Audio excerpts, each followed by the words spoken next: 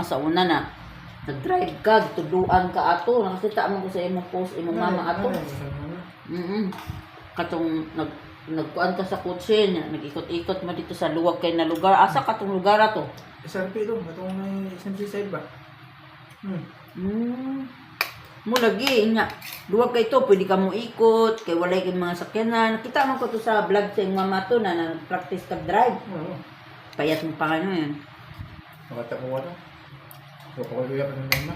Mo lagi. Bata pa nga ka to. Kaya gusto rin ka naman mag-drive sa taxi. Masarap mo mga masarap mga anak. Gusto naman sa busan mo. Pero karon di na ka dapat mag-usab kay naman kay pangarap sa kinabuhi. Nakakita ka sa kanang bitang mga kanang kagaya kay kuya na iyang diskarte na bawat ko aniya drive may 600 700 depende sa lugar malayo kayo. Diskarte ka kung driver ka ba. Bawa na lipat bahay. Nga may mga gulay na adtura sa kuan na nabanda. Makakwarta na yun ka. Parang tuya lagi. Kali ra kayong kwarta sa iyahan.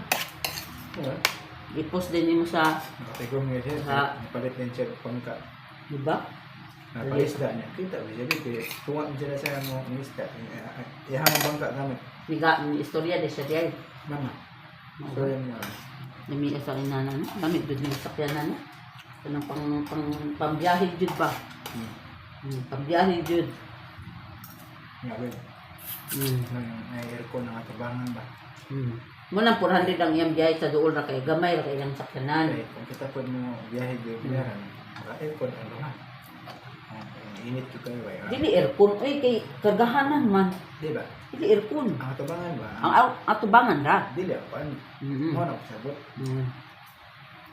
L300 kay dako man na. Oye.